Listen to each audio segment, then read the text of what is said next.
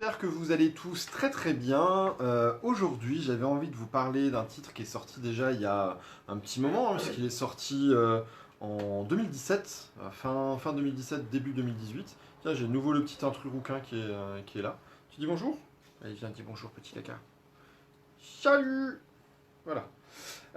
C'est un titre qui est très doux, très tendre et qui est assez atypique dans son format, dans son propos.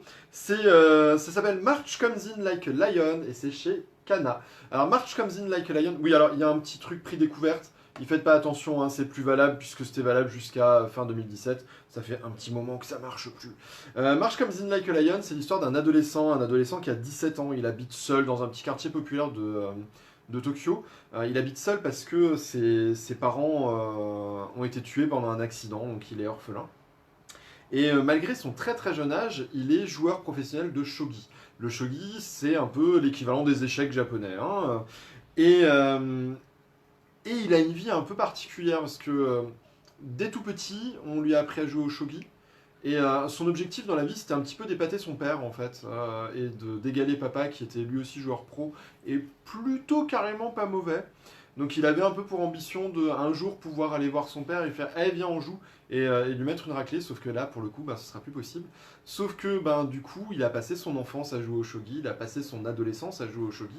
Il a même été déscolarisé pendant un temps parce que c'était devenu plus important que tout le reste. Ça va tranquille? Il est en train de mourir sur mes jambes, là, c'est trop le bonheur.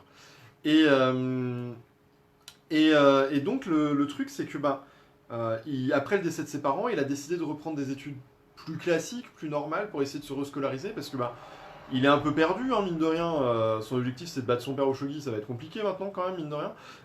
Et donc, le voilà qui se retrouve dans une scolarité classique, un peu paumé, parce que quand pendant des années t'es pas allé en cours, c'est pas forcément évident de recommencer à avoir des contacts avec les gens. Un peu paumé aussi parce que il a des considérations, il a des inquiétudes, il a des préoccupations qui sont très très différentes en fait de celles d'un ado de son âge.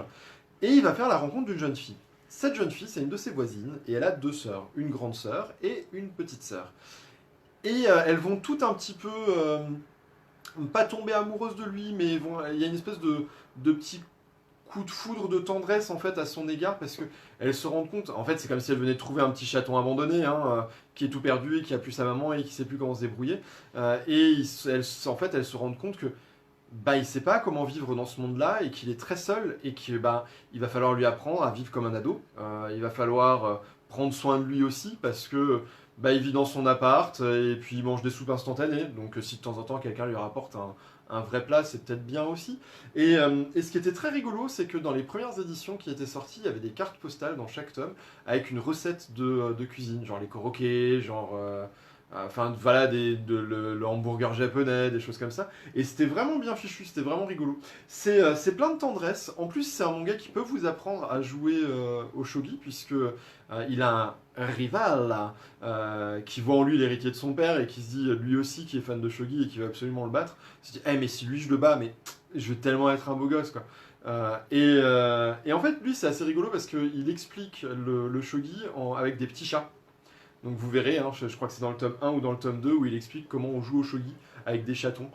Et c'est assez rigolo. Et honnêtement, moi qui n'ai jamais su jouer correctement aux échecs, grâce à ce manga, je connais au moins les bases du shogi. Donc voilà, c'est dans la lignée un peu moins shonen, un peu plus tranche de vie d'un Hikaru no Go, et il y a quand même pire comme comparaison que Hikaru no Go. Il y a beaucoup de douceur, beaucoup de tendresse, un graphisme qui est vraiment chouette, hein, ça ressemble à ça quand même. Donc on est loin d'avoir un dessin tout dégueu. Euh, L'autre petit crevard, j'arrête de le gratter, il se barre, qu'est-ce qu'il fait? Il va chez Estelle, genre, et toi maintenant tu me grattes? Et, euh, et voilà, voilà c'était ça, les petites cartes postales, ça ressemblait à ça. Par exemple, là il y a les onigiri, voilà. Il y a plein de petites cartes comme ça. C'est une très très chouette série que j'aime beaucoup. C'est très tendre, c'est très doux. C'est plutôt intelligent. On apprend des choses et en même temps, on est en plein dans cette lignée de manga un peu feel good, plein de bons sentiments mais pas de bons sentiments dans le sens péjoratif. Hein, c'est une espèce de petite caresse. C'est un petit nuage tout sympa, tout tendre. Donc voilà, March Comes In Like a Lion chez Kana de Chika Umino. C'est vraiment vraiment très bien et j'avais envie de vous en reparler un petit peu. Et le quatrième de couve, il résume très bien tout ce que je viens de dire. Chika Umino nous décrit avec tendresse justesse et humour les hésitations du quotidien. Voilà, voilà. Et ben sinon, j'espère que vous êtes tous en pleine forme et je vous souhaite une excellente journée et on se retrouve demain. Ciao, ciao.